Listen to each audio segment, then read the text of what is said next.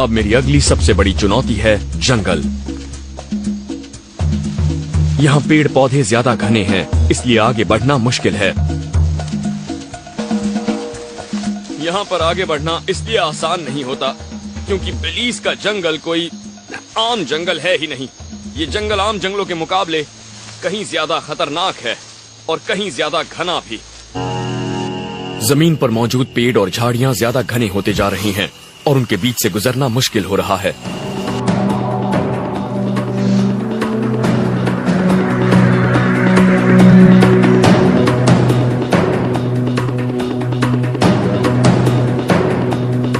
मैं रॉकीज के कुछ सबसे दूर दराज इलाकों में सिर्फ अपनी इस पोशाक के साथ जा रहा हूं ताकि आपको ये दिखा सकूं कि वहां जिंदा कैसे रहते हैं। अब मैं दिशा का अंदाजा लगाऊंगा और उसके हिसाब से आगे बढ़ूंगा। मैं फिलहाल काफी ऊंचाई पर हूं, लगभग 2000 फुट, और यहाँ जो असली जंगल है वो वहां नीचे है।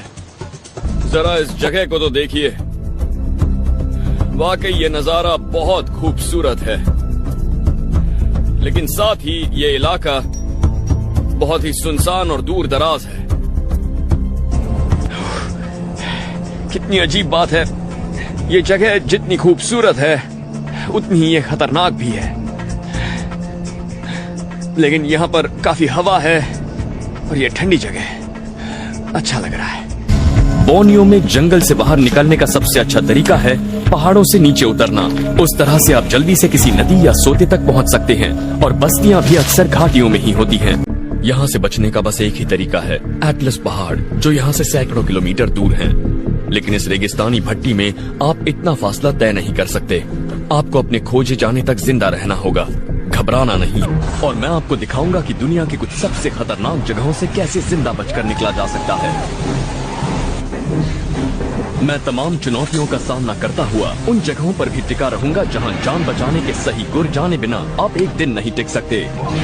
तो हर जगह खतरे ही खतरे छिपे हैं। अरे बच गया। ये जगह बेहद खतरनाक है। यहाँ तो मौसम भी कड़ी परीक्षा लेता है। यहाँ इंसानी गतिविधियों के सुराग मिलना कोई हैरानी की बात नहीं है। एज़टेक लोग कभी इन गुफाओं को इस्तेमाल करते थे, लेकिन पिछले 400 सालों से यहाँ रारामुरी इंडियंस रहते आए हैं। वो आज भी यहाँ रहते हैं। ये बंजारे घाटियों से गुजरते हुए एक से दूसरी गुफा में अपना आशियाना बनाते हैं। यहाँ हाल ही में कोई रहा है। ये लोग आगे बढ़ गए हैं, लेकिन पीछे कुछ चीजें छोड़ गए हैं। इस तरह से चढ़कर ही मैं जल्द से जल्द ऊपर पहुंच पाऊंगा। शरीर में ताकत नहीं है, पर मैं जंगल में भटकते हुए आधा घंटा बर्बाद नहीं करना चाहता। शुक्र है इस चट्टान पर पकड़ने की कई जगहें हैं, लेकिन एक बार फिर पानी मुझे रोक रहा है। अब मुझे वो पेड़ ढूंढना है। हमारे इस्तेमाल की करीब आधी दवाइयां रेन फॉरेस्ट के पौधों से ही बनाई जाती हैं। पेन किलर आइब्यूप्रोफेन को मंकी लैडर ट्री कहलाने वाली इस बेल से निकाला गया था। बस जाहिर है कि आपको ये पता होना चाहिए आप क्या ढूंढ रहे हैं। मेरी हालत जल्दी से ठीक होनी चाहिए, वरना आगे जो चुनौतियां आएंगी उनका सामना करना मेरे लिए मुश्किल साबित होगा।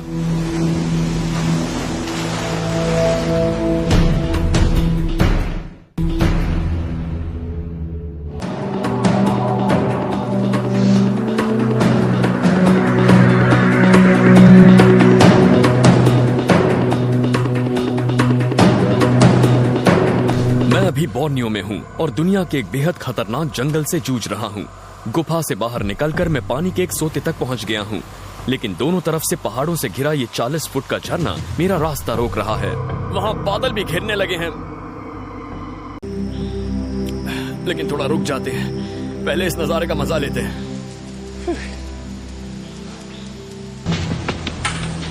कोई और जगह होती तो मैं यहाँ से छलांग लगा देता, लेकिन वो जो पत्थर हैं वो बहुत फिसलन भरे हैं। अगर मैं नीचे गिरा तो मेरा टिकट कट जाएगा सीधा ऊपर जाने का। चलिए अब आगे चलते हैं।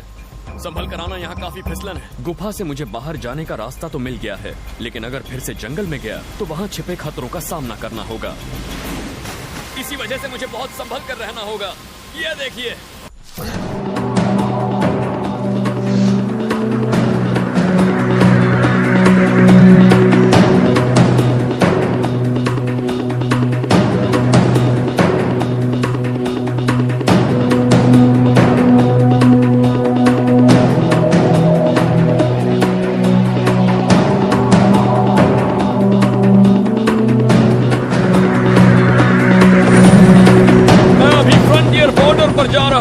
जो रशिया और जॉर्जिया के बीच है। ये इलाका दुनिया के सबसे खतरनाक इलाकों में से एक है। यहाँ सिर्फ बड़े बड़े पहाड़ हैं। कल ही यहाँ पर एक बड़ा एवलांच हुआ था। अगर आप जॉर्जिया आते हैं तो अपने रिस्क पर आते हैं।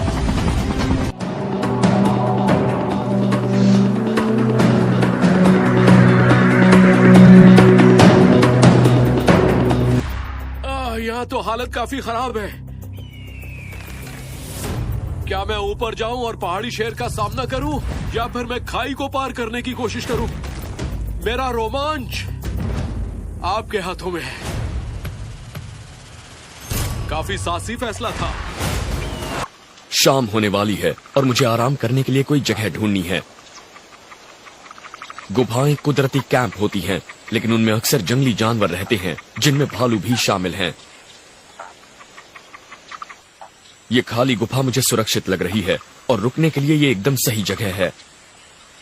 इसकी दीवारें ऊंची हैं और पीछे से कोई चीज यहां नहीं आ सकती।